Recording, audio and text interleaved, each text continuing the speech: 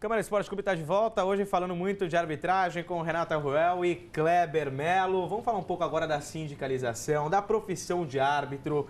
Kleber, Renata, hoje o árbitro consegue viver só apitando? Falta a profissionalização? Como que vocês administram a carreira? Na verdade, assim, a profissionalização foi regulamentada pela presidente Dilma em 10 de outubro de 2013. Então, hoje, a profissão árbitro de futebol é reconhecida conforme a lei. Porém, nós ainda estamos em fase de adaptação. O árbitro hoje viver somente do futebol, da arbitragem, não funciona. Não é como o jogador, não é como o técnico. Hoje o árbitro ainda trabalha, tem outra carreira, o Kleber mesmo trabalha há anos, né? Conciliou as duas carreiras há anos. E isso realmente é um dificultador, né? É um problema que, se você tiver o tempo disponível somente para a arbitragem, você consegue treinar mais, você consegue estudar mais, você consegue se aprimorar mais. E hoje não, o árbitro tem o trabalho dele durante o dia, aí chega à noite ele vai treinar, ele vai estudar, aí final de semana ele está indo para o jogo, quando também não tem jogo durante a semana. Então, a dedicação profissional não é total para a arbitragem. Porém, com a lei, tudo caminha para que seja. Mas é um trabalho ainda lento, árduo. O presidente do sindicato, o Arthur, ele tem feito muitos simpósios falando sobre a lei, não só no estado de São Paulo, como no país, para a gente se adequar à nova lei e realmente valorizar o árbitro conforme ele deve ser valorizado. Faltou mais valorização no seu tempo, Kleber? Bom, eu atuei por 16 anos como árbitro profissional, né? E o que eu sinto é a falta de dedicação para a categoria. Você convida um árbitro para uma reunião numa segunda-feira e fala para ele ficar à disposição que talvez ele esteja escalado no final de semana. Aí você fica à disposição e não está escalado. Então, se eu dependesse da arbitragem, eu não teria remuneração para pagar as minhas contas. E é assim com todos. Hoje, para você ter ideia, e a gente não precisa ter rodeios para revelar, se o árbitro tiver em nível máximo, Série A, e apitar um jogo de primeira divisão, ele ganha em média hoje R$2.000.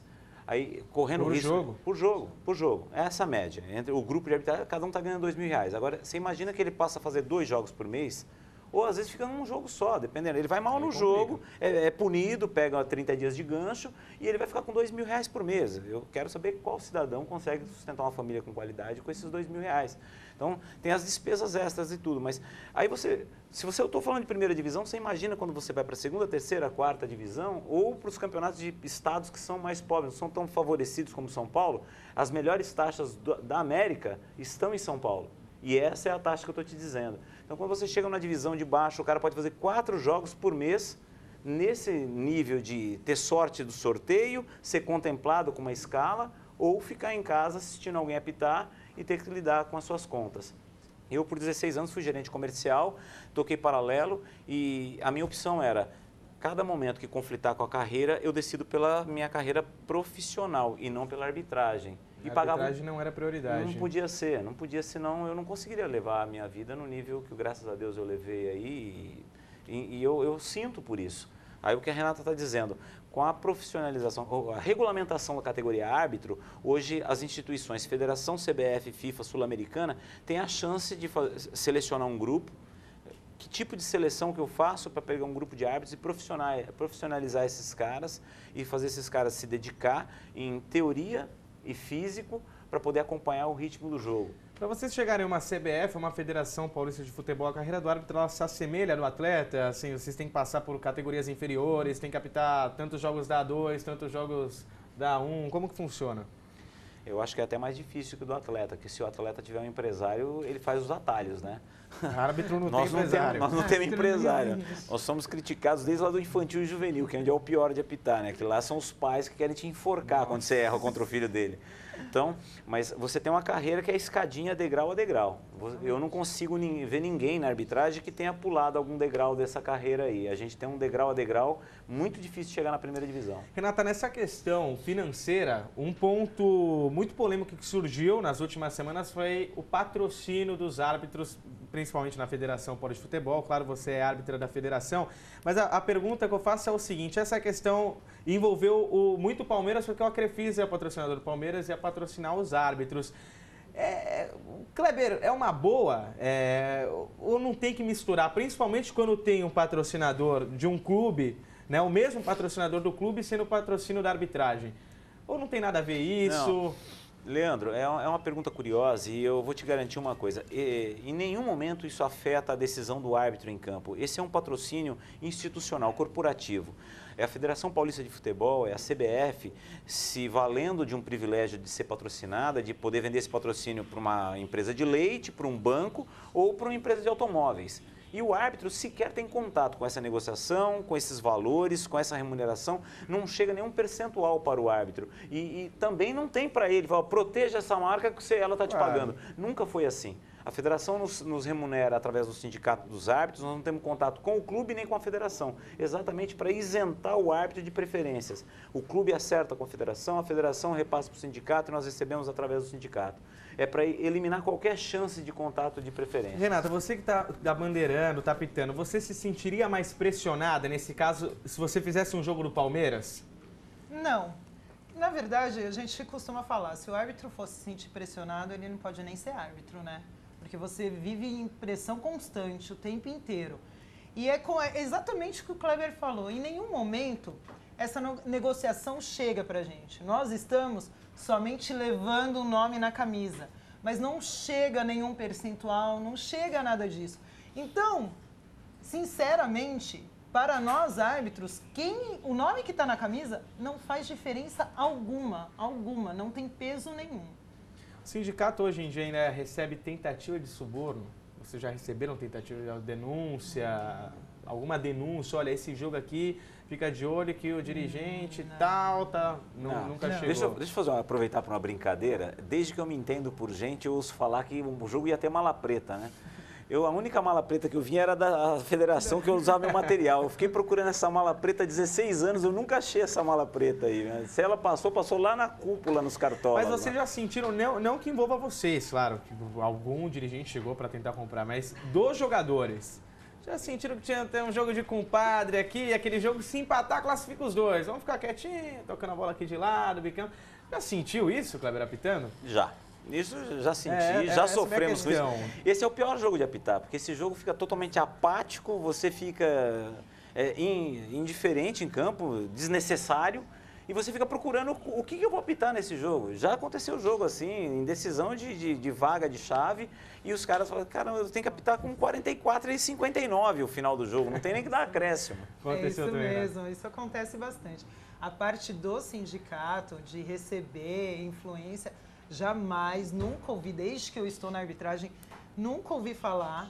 O Coronel Marinho também, quando entrou na federação, ele mudou muita coisa. Eu entrei, já era o Coronel Marinho, mas eu sei que ele mudou muitas atitudes, então foi, assim, mudanças que jamais, se o Coronel Marinho, se o Arthur souber que um árbitro está recebendo algum dinheiro, a carreira acaba na mesma hora, não tem. Tanto que nós, para fazermos parte do quadro todo ano, nós temos que entregar uma série de documentação.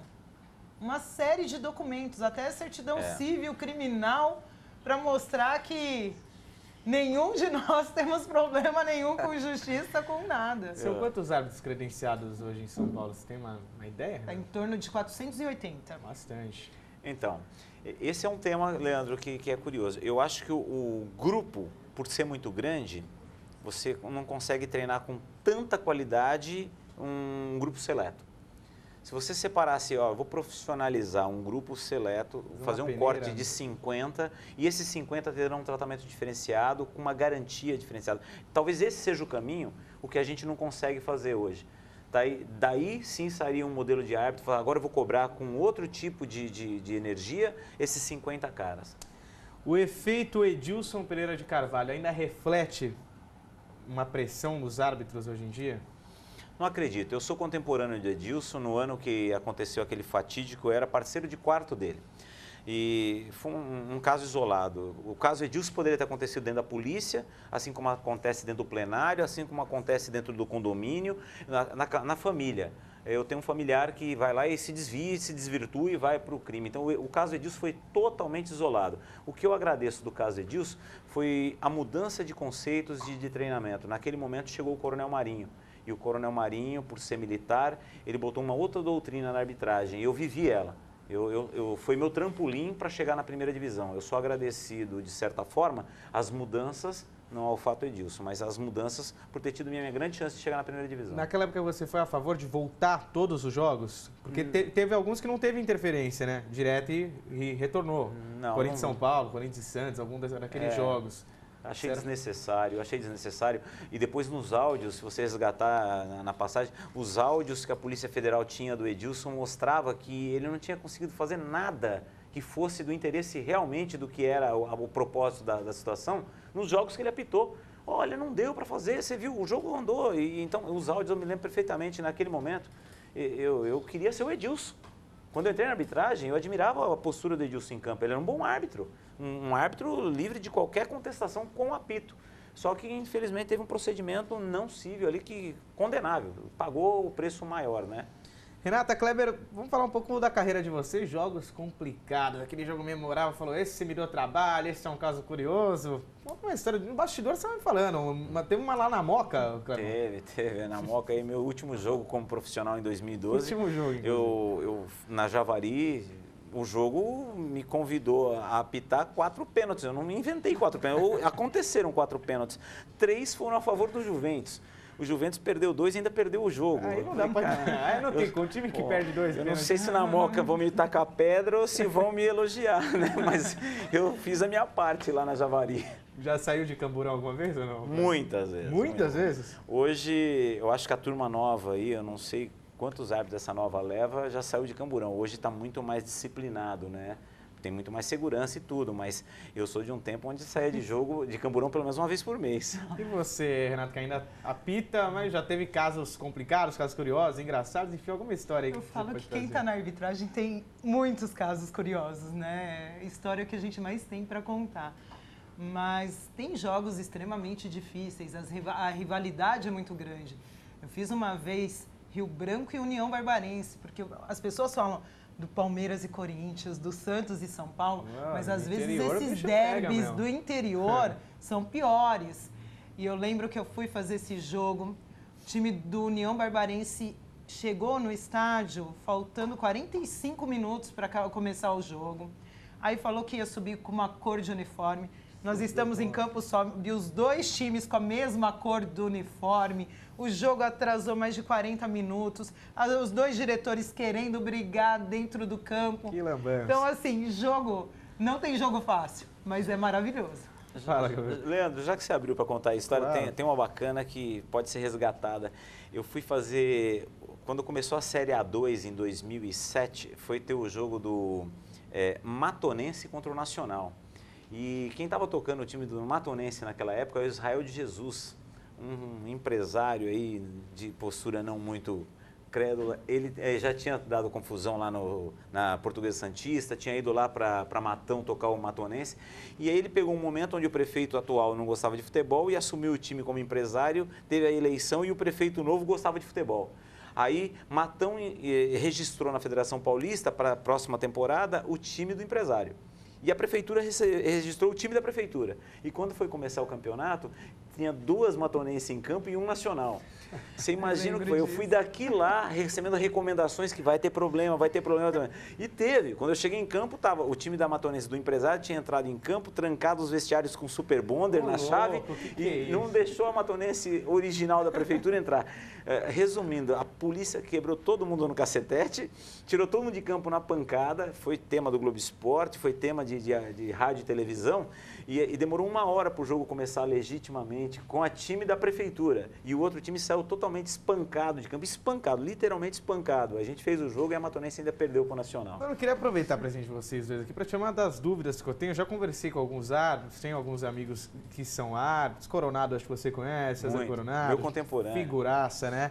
E uma vez ele comentando assim, eles falaram que quem pede a barreira é o jogador. Não entendi, mas o cara pode bater a falta rapidinho. Qualquer falta. Por que então que não pega aquela na meia-lua e sai jogando rápido? Pô, Leandro, isso é bacana, merece até explicação detalhada. A barreira é um privilégio do ataque e não é barreira, é distância mínima. Entenda só, quando você marca uma falta e o ataque está conduzindo a bola, eu estou correndo a favor do gol e eu quero marcar o gol. E eu fui interferido pela defesa. Se eu conseguir colocar essa bola e continuar a jogada, é o mérito que eu tenho, é o que eu quero ter de chance para continuar a minha jogada. O que a defesa quer é exatamente obstruir, parar a jogada e se reorganizar. Verdade. E se reorganizar. Aí o que acontece? Se a defesa se reorganiza, o privilégio foi do infrator. Eu estava vindo para fazer um gol, sofri uma interferência e a defesa se reorganizou. Eu não consigo mais fazer esse gol. Então, o ataque, cobrar rápido, é um privilégio que ele tem e tem que ser valorizado. E quando ele não consegue cobrar rápido e a defesa quer se reorganizar, aí o atacante vira para você e fala assim, escuta, eu quero uma distância para cobrar agora. E aí eu quero a distância. Aí, neste momento, é aquele gesto tradicional, trivial do árbitro. Então, agora você espera que eu vou dar a distância, espera o apito. Mas esse tempo, ele é interpretativo? Essa espera de cobrar rápido, de cair, dessa decisão do jogador, ela é interpretativa? Passou 3 segundos, agora vai ter barreira. Eu sei onde você quer chegar, porque a lenda e o futebol e a várzea implantou que a barreira é do goleiro, que a barreira precisa ser formada, e isso a várzea provocou isso. Não existe a barreira na regra, em nenhum momento, não tem um parágrafo da regra, vai ser formada uma barreira. O parágrafo que existe é assim, distância mínima da bola, 9,15 metros. E o árbitro é o guardião desses 9,15 metros. E ele precisa ser respeitado nessa hora, assim, agora que eu vou te dar uma barreira, te dar uma distância mínima, você aguarda eu apitar. E aí o atacante tem que esperar isso. Tá? E a várzea deixou essa lenda da barreira do goleiro. Quer dizer, então eu tô lá, recebi a bola, vim pra meia-lua, alguém, pum, passou a rasteira, eu caí. Rolei. Levantei rapidinho, mas saí da bola. Aí o Nelson, nosso diretor, foi lá, bateu a falta, veio de trás, bateu a falta, colocou na cara do gol, segue o jogo. Privilégio do ataque. Eu quero fazer o gol e não posso ser obstruído se eu tiver essa chance. Então, quando a defesa obstrui e o ataque consegue se recuperar, eu preciso valorizar isso. Eu sou o guardião dessa momento. Ele não vai conseguir mais cobrar essa falta rápido depois que o árbitro mostrou para ele só no apito. Exato. Aí o árbitro mostrou só no apito, ele não vai mais poder cobrar essa falta rápido. É isso aí. Mas se o fato de o árbitro se aproximar da jogada e ir até a bola, ainda não quer dizer nada. Ainda não quer dizer nada. Quer dizer, aí eu faço outra pergunta. O jogador brasileiro conhece a regra? Não porque conhece. a sensação que eu tenho é que eles não conhecem. Porque nem senão, jogador, não montaria barreira nem nunca. técnico, nem torcedor, eu vou te falar aqui na maior simplicidade. Agora, por que não conhece? Nós lidamos com uma categoria de jovens de um turnover muito rápido. O cara se torna profissional com 17 e com 22 é veterano. E se não deu certo, acabou a carreira dele. Então você tem 5 anos para lidar com o cara e ensinar 17 regras com interpretações para ele. Em 22 anos ele desiste da carreira e você tem um novo grupo. Esse turnover é constante. Esses caras não têm o mesmo nível de conhecimento que nós temos. Nós temos a chance de ficar 10 ou 15 anos na arbitragem e hoje, agora, com essa abertura, um pouco mais. E namorar a regra, estudar a regra, interpretar a regra. Só que a gente não consegue aplicar ela para os mesmos 22 caras durante 20 anos de carreira. Quer dizer, se você não tem ali o Marcelinho Carioca, o Zico, o Marcos Assunção, que bola parada com os caras era caixa, barreira pra quê? Barreira pra quê? Chance maior do gol é sair jogando ali. Exatamente. Essa coisa de prensada é só coisa de várzea mesmo, né? A prensada é uma jogada difícil de você interpretar, mas a regra deixa clara. O arremesso lateral, uma bola, é de quem exerceu a força da jogada. Isso são diretrizes do board.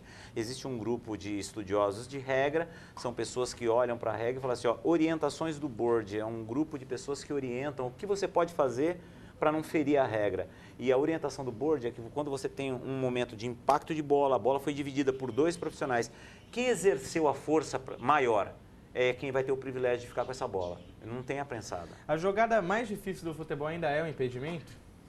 Eu considero.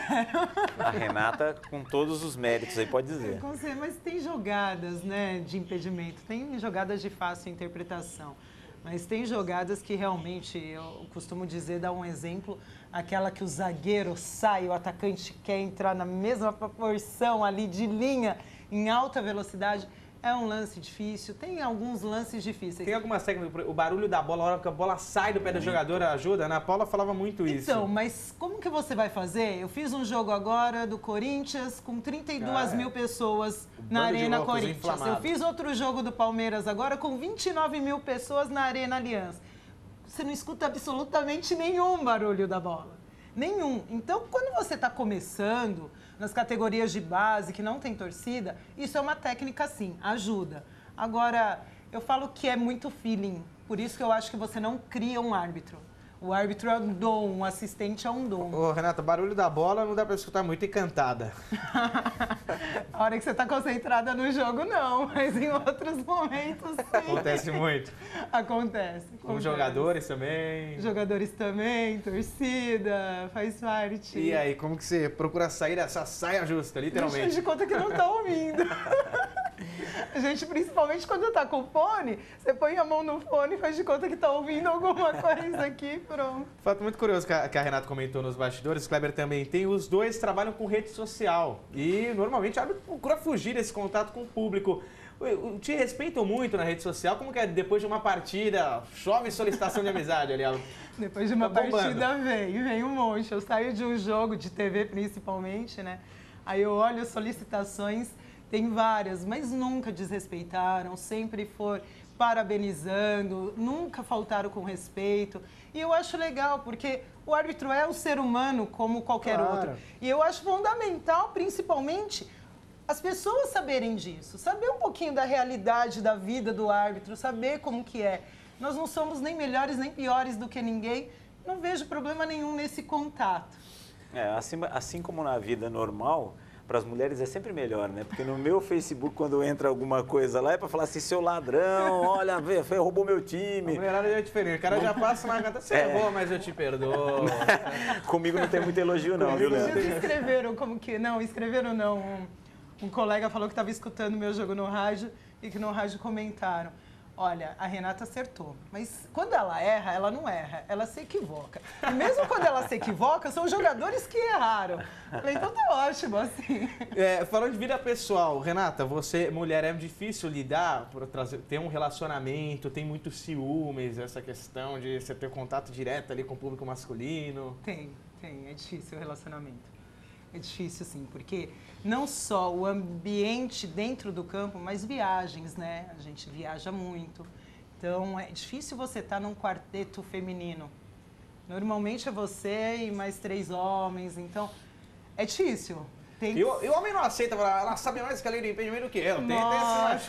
Tem também, viu? Já briguei por causa disso. É complicado. E a gente tem uma entrega para arbitragem aí que não é qualquer o parceiro que consegue entender isso. Quando você está com uma pessoa que consegue entender, você tem que valorizar.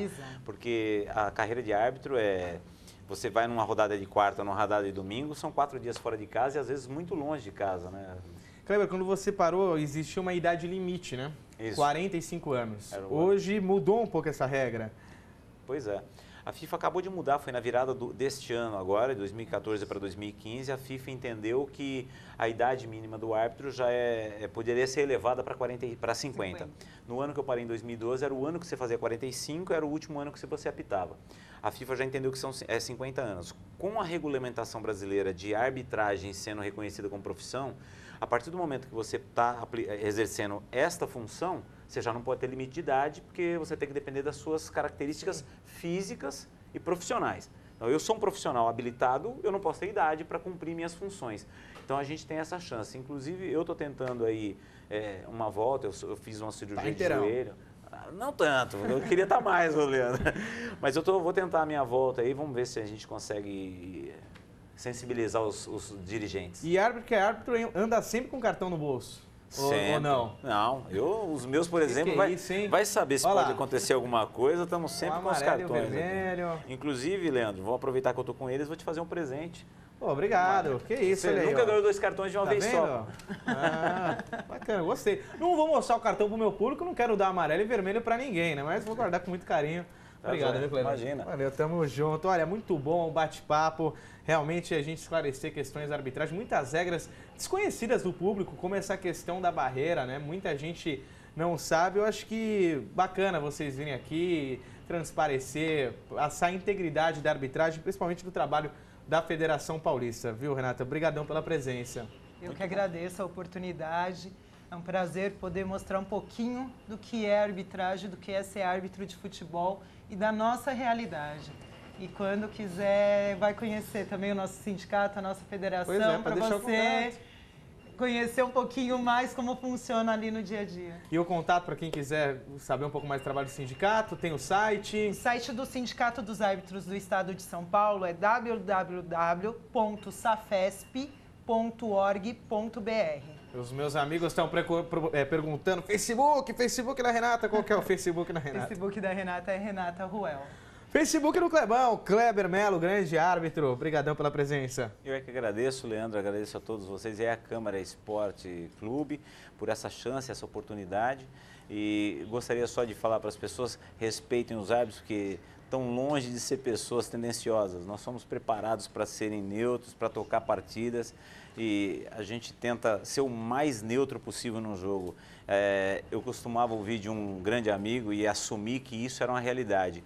Ser anônimo é um sucesso na arbitragem. Eu, graças a Deus, fui 16 anos um árbitro anônimo. E quem hoje quiser trocar uma ideia com o Clebão, mandar lá uma mensagem, sem xingamentos, cara, parou, hein? Olha lá, hoje agora só no carinho, mandar ali um prestígio. Qual que é o Facebook, Kleber? O meu é o Kleber com K, Melo com L só. Vai ter minha rede social totalmente aberta lá. A gente tem uma vida, graças a Deus, totalmente clara, sem nenhum tipo de mala preta.